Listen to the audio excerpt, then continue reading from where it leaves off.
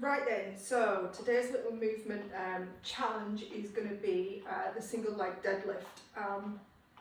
So another one I like for runners, simply because of the challenge that it brings to your control of your entire rear chain. So hamstrings, well, everything, feet, calves, hamstrings, glutes, spine, core, you name it, all comes together in this one movement. So if we were to say you take your, standing on your left leg for balance, you're going to take your right leg behind you, and despite the fact that these pants are kind of floppy, my Harry pants, this leg is actually straight.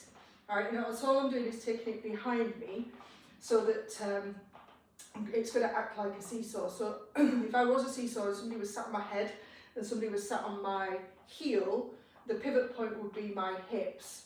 And those 2 points move at the same time. So it looks like this. And all I'm doing is putting my hands here so you can get the idea that this is the pivot point, i.e. your hip.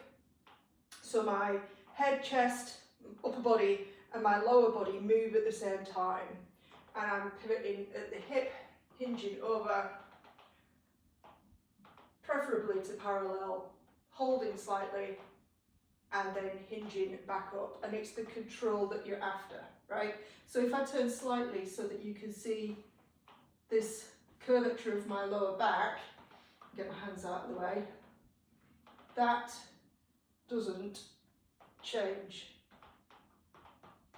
and back up. So you'll know if you are, I'm going to call it doing it wrong, less than optimal, if this is you. So you manage to get your leg behind you, and then, like I say, it is straight, even though you can't see it because of my pants, it's straight. Most people will do this, they'll flex at the spine first and then lift the leg up because it's easier. Yeah, so they lose that curvature of the spine. Or I've seen 1 or 2 people kind of lift the leg first and then kind of bend it over. But you're not bending at the spine, you're bending at the hip. So it's a hip hinge action, which is kind of what I'm demonstrating now. So if I switch to the other leg, left leg goes behind, try and turn sideways slightly so you can see the curvature. It all moves as one. My leg comes up as my chest comes over, holding the balance, and then hinging back up, and nothing changes.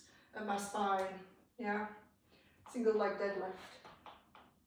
So letting go of all my loose clothing so that you can see what actually happens with the arms. So the movement itself is going to be, arms are reaching in front, you're going to hinge over, and you're going to aim to touch the floor, and then you're going to hinge back up.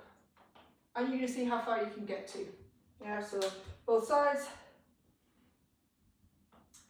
hinge, touch the floor, and come back up. And it's more about the control than anything else. Well, it's holding the position, but balance control. It's one of those self-limiting exercises in that if you can't do it, you won't be able to do it. There is no sort of coaching you through it. If your balance is off, you'll lose your balance.